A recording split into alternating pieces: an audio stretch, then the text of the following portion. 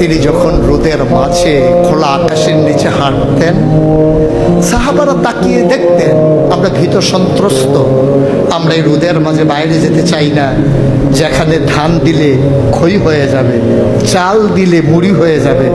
প্রচন্ড গরমের মাঝে তিনি হাঁটেন কেমনে? অবাক বিস্ময়ে উপরের দিকে তাকিয়ে দেখতেন নবী হেঁটে যায়, আর নবীর মাথার উপরে একটা মেঘের টুকরা ছায়া হয়ে হয়ে পাশে পাশে যায়।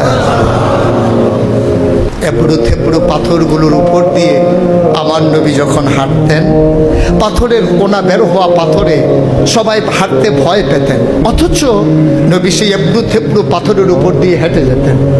তারা চিন্তা করতেন নবীর কদমের নিচে এই শক্ত পাথর পড়লে উনি কি ব্যথা পান না? পরীক্ষা করার জন্যে পেছনে পেছনে অনেকেই দৌড়াতেন।